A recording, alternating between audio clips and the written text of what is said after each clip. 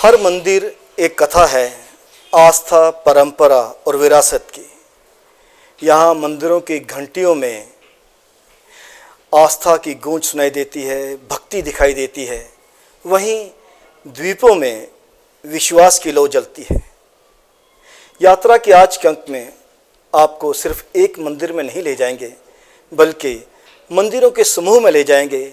यहाँ जाकर भक्तजन भक्ति करते हुए मोक्ष प्राप्त करने का प्रयास करते हैं। और यहाँ पर जाकर ऐसा अनुभव होता है कि कोई एक कोना पकड़कर परमात्मा की भक्ति में लीन हो जाए तो जीवन सार्थक हो जाए। देविका के घाट पे बने हुए उधमपुर में देविका मंदिर, आइए चलते हैं।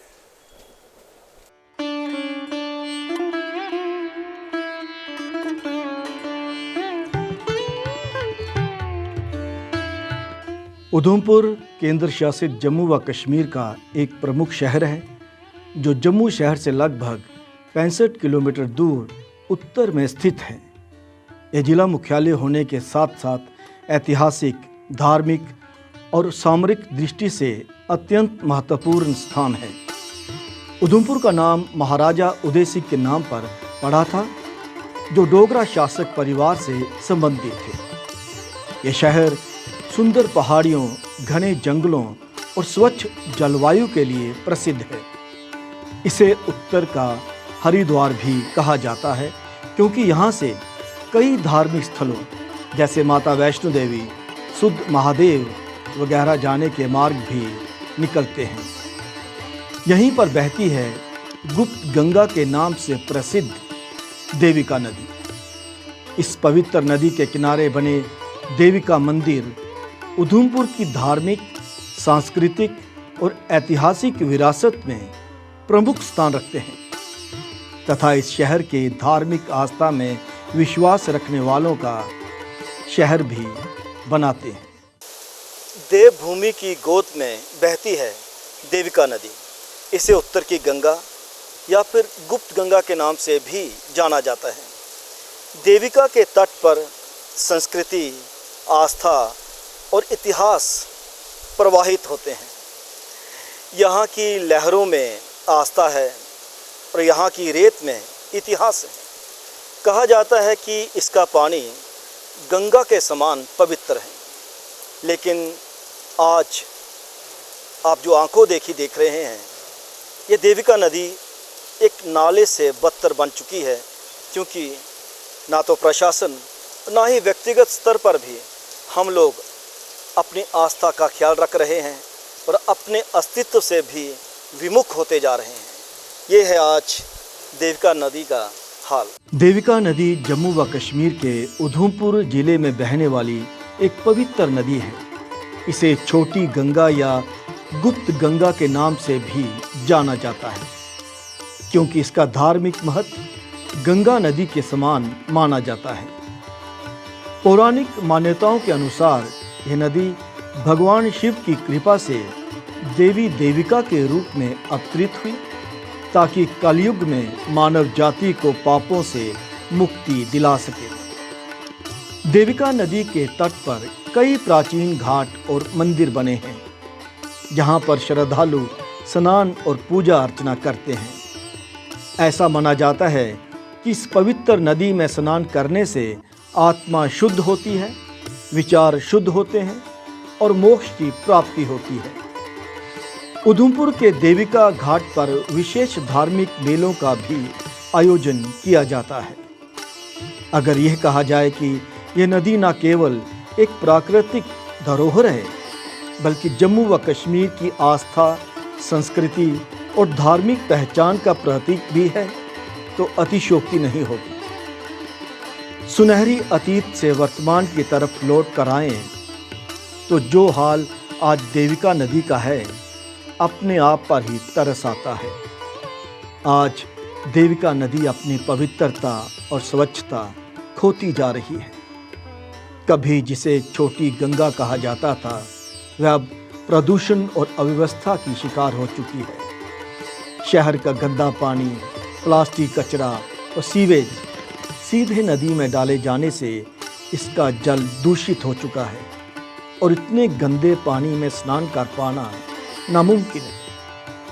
नदी के किनारों पर अवैध निर्माण, अतिक्रमण और प्रशासनिक लापरवाही ने इसे गंदे नाले में परिवर्तित कर दिया है। गंदगी और बदबू श्रद्धालुओं के लिए तकलीफ का कारण बनती है।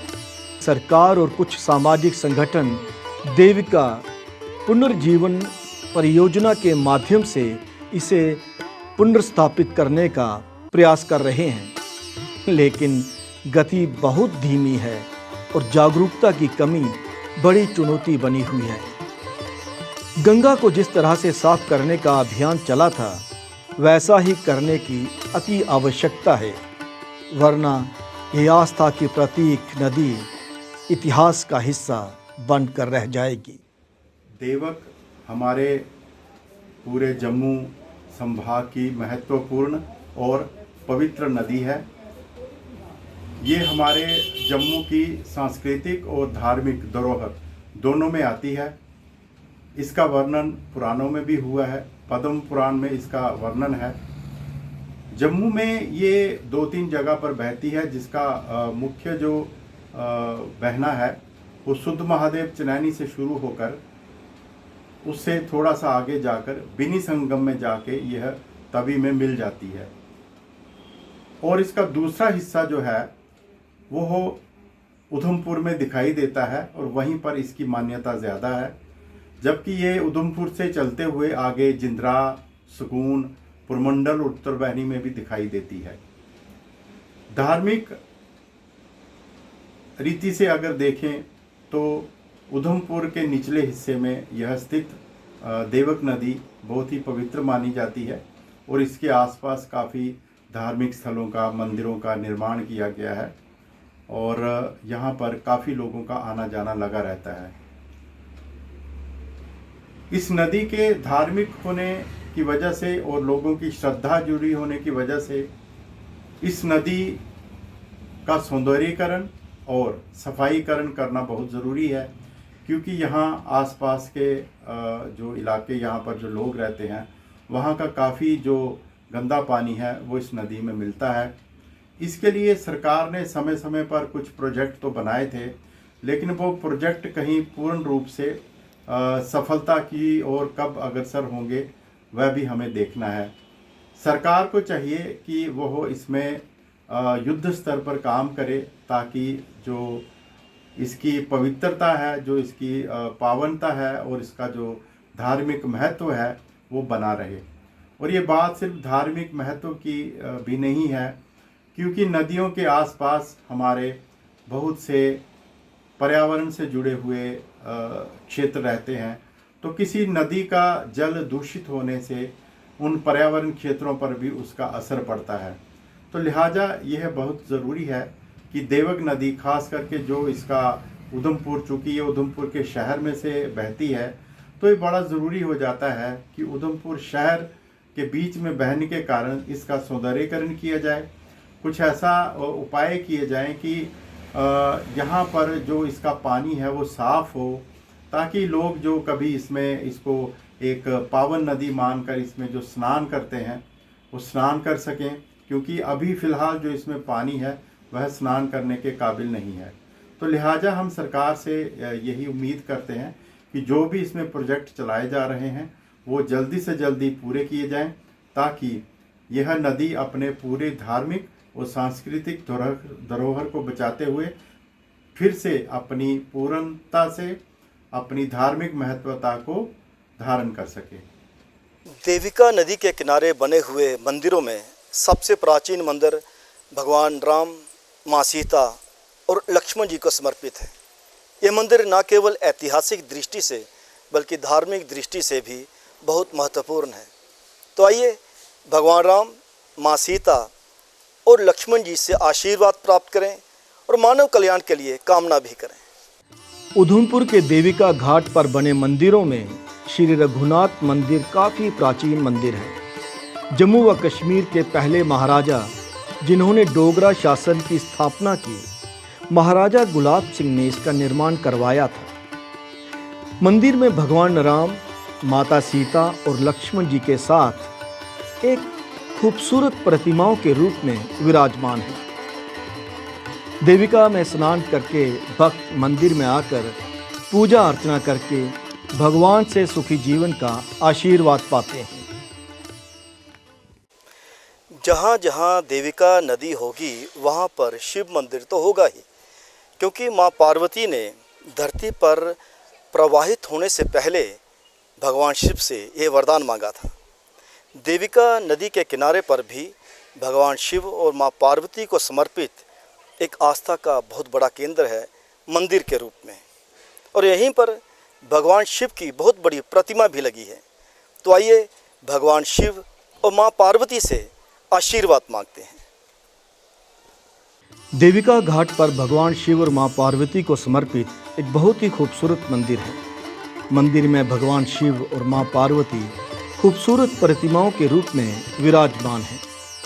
भगवान शिव को समर्पित देविका घाट पर और भी छोटे छोटे मंदिर हैं, जिनमें परम पिता महादेव शिवलिंग के रूप में विराजमान हैं तथा देविका घाट को न केवल आध्यात्मिक बल्कि खूबसूरत भी बनाते हैं।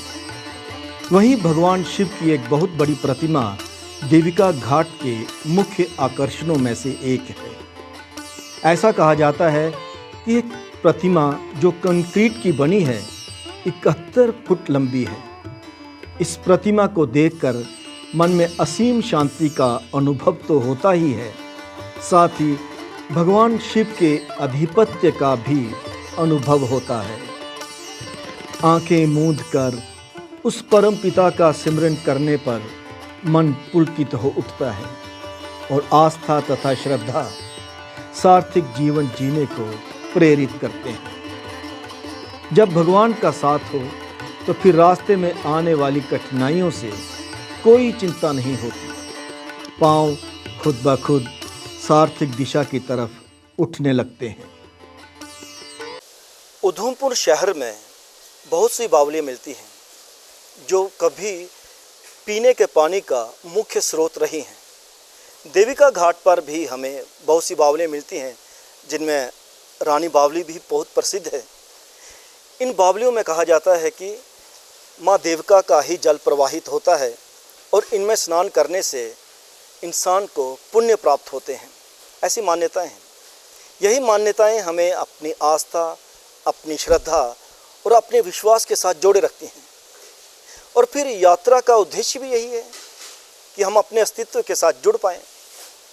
अब दीजिए इजाज़त, अगले अंक में जुड़ेंगे किसी और मंजिल की तरफ जब जाएंगे और फिर बात करेंगे वही अपनी विरासत की, अपनी संस्कृति की, अपनी भाषा की। तब तक नमस्कार।